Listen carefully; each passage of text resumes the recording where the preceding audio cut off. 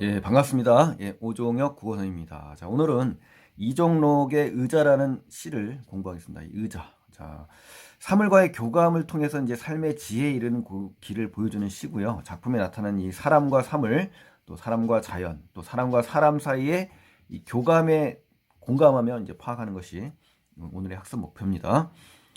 자, 그러면 이제 내용 바로 들어가 보겠습니다. 자, 일문단에 보시면요, 이제 병원에 갈 준비를 하며 어머니가 전하는 한 소식이 이제 핵심적인 내용인데요.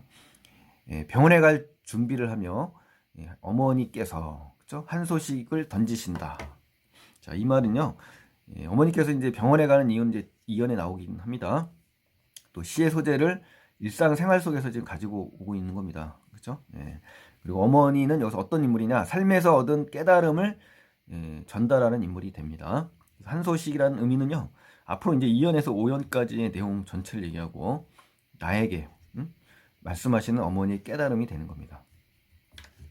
자, 2연 보실까요? 어머니가 이제 병을 통해서 깨달은 삶의 의지, 이치를 나오는데 이제 자연과 사물과의 교감이 이제 여기서 되는데요. 허리가 아프니까 자, 이유가 났죠. 어머니가 삶의 이치를 깨닫게 되는 하나의 계기가 바로 이제 허리가 아픈 겁니다. 세상이 다 의자로 보인다는 겁니다. 사투리예요.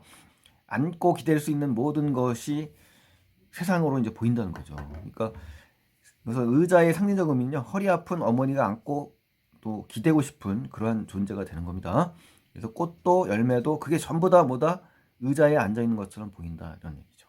그렇죠? 네, 의인법입니다. 의인법. 그래서 이 의자의 의미는 의자일 꽃, 또 꽃받침 등 이러한 보조관념으로 이제 확인할 수가 있습니다. 3년에 보시면요.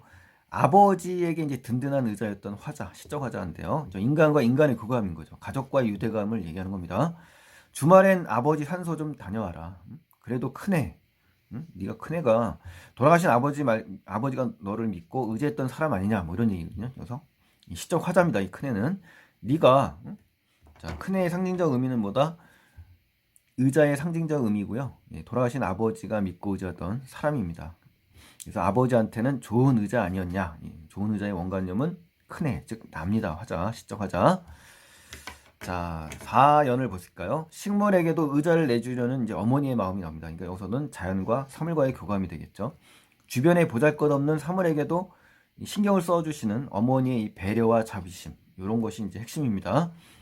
이따가 침 맞고 와서는 참외밭에 지푸라기도 좀 깔고 호박에 따위도 받쳐야겠다라고 이야기합니다. 자, 지푸라기라는 건 어떤 겁니까? 의자의 상징적 의미고요. 세 번째, 참외와 호박을 상하지 않게 자라도록 해주는 겁니다. 아셨죠? 또 참외와 호박이 상하지 않고 잘 자랄 수 있게 해주는 것이 바로 지푸라기와 딸이에요. 자, 그것들도 식구인데 그것은 이제 참외와 호박이겠죠. 자, 의자를 내준다. 이 의자의 원관념은요, 지푸라기와 딸입니다. 딸이. 이 딸이라는 건요, 짐을 머리에 일 때 어때요? 머리에 받친 고리 모양의 그런 물건을 딸이라고 합니다. 자, 그 다음에 이제 두 번째 페이지로 넘겨보시고요. 5연입니다. 이제 마지막 5연인데요. 서로에게 이제 의지하고 살아가는 삶에 대한 어머니의 당부가 나옵니다. 그래서 인간과 인간의 교감이 되겠죠. 싸우지 말고 살아라. 그쵸? 결혼하고 애 낳고 사는 게 별거더냐. 뭐 이런 식이죠. 그늘 좋고 풍경 좋은 데다가 의자 몇 개 내놓는 거다라고 어떤 삶의 체험과 경험을 지금 통해서 당부하는 장면이죠. 의자의 원관념은 중요한데요. 서로를 향해 위로하며 또 의지할 수 있는 존재가 바로 의자입니다. 아셨죠? 그래서 몇 개 나누는 거다라는 것은 남에 대한 어떤 배려, 그쵸? 공존의 의미가 좀 담겨 있는 거네요. 자, 핵심 정리에 가시면은 이제 어디입니까? 자유시, 서정시고, 제재, 의자, 주제 서로 배려와 의지, 이게 중요하다는 겁니다. 교훈과 상징적인 성격이 강하고요. 일상적이고 사색적인 그런 성격이 추가로 있습니다. 자, 그럼 표현상 특징 가겠습니다. 첫 번째, 어머니의 말씀을 그대로 직접 인용했죠. 그렇죠?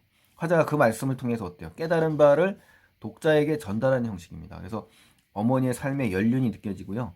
생생하게 전달하는 효과가 있고 화자와 독자 간에 직접 말을 건네는 것처럼 느껴집니다. 어머니의 말이. 또 주제가 생동감 있게 전달되는 효과가 있다는 것까지 정리를 꼭 하셔야 됩니다. 내신에 나올 확률이 높아요. 자, 화자는 어머니의 말씀을 통해서 어때요? 고달픈 삶을 사는 연약한 존재들에게 나름의 안식처가 존재한다는 거. 그리고 그런 존재들은 결국 서로를 의지하게 되죠. 상부상조하게 되고 더불어 살아나간다는 얘기입니다. 그래서 인생이란 서로에게 의지와 같이 편안한 존재가 돼서 서로 의지하면서 살아가는 것이 라는 거를 지금 알려주는 겁니다. 자, 의자라는 일상적 소재를 가져왔어요. 상징적으로 사용해서 주제를 드러냅니다. 그래서 이 의자에 기대고 싶은 존재, 또 의지가 되는 존재, 서로에게 의지가 되는 존재 등의 의미를 부여해서 서로 배려하고 의지하며 살아가는 삶이 정말 중요하다는 것을 상징적으로 드러낸 겁니다. 그래서 반드시 제목이기 때문에 정리를 반드시 해주시면 좋겠습니다. 또 사토리가 나오죠. 또 인물의 특성을 부각하고요. 시적 상황을 생생하게 드러냅니다. 보여야, 것이여, 거여 이런 것들이요. 또 화자의 어머니가 화자에게 어떻습니까? 직접 말하는 듯한 이 구어체를 사용해서 시상을 전개하고 있다. 그 다음에 인생의 경험 속에 녹아있는 배려하고 의지 있는 삶의 자세가 드러나고 있어요. 그래서 타인을 배려하는 따뜻한 인정이 드러나고 있고요. 오랜 삶의 경험, 이게 연륜이죠, 연륜, 경륜. 그래서 깨달음을 바탕으로 이러한 의미를 전달한다라고 볼 수가 있고요. 의자에 대한 말을 듣는 표면적인 상대방을 설정했죠. 자, 허리가 아프게 된 것을 이제 계기로 세상의 모든 사물을 의지할 만한 대상으로 여기게 된 이 어머니께서 아들인 화자에게 자신의 깨달음을 직접 말하는 방식으로 전개한다. 자, 이러한 시상 전개 방식도 반드시 챙기셔야 됩니다. 자, 의자에 담긴 함축적 의미를 바탕으로 인간과 사물이 교감하는 모습을 제시했죠. 어머니는 참외와 호박을 식구 같은 존재로 말하고 의자처럼 기댈 수 있게 지푸라기를 깔아주고 또아리도 받쳐주겠다고 이제 말하는 장면, 이런 걸 통해서 인간과 사물이 교감한다라고까지 확인할 수가 있습니다. 자, 마지막입니다. 일상적 소재의 상징 의미를 부여해서 배려와 공존의 중요성을 드러냅니다. 바로 그것이 의자의 상징성이 드러나 있는데요. 의자는 허리가 아플 때 휴식을 제공하죠. 휴식처입니다. 휴식처. 의자의 이러한 상징성은 어때요? 외부 세계와 사물, 또 사람과 가족 관계 등에서 적용돼서 의지와 배려 등의 의미로 사용된 겁니다. 자, 그래서 오늘 다소 그 중요한 시들을 공부했는데요.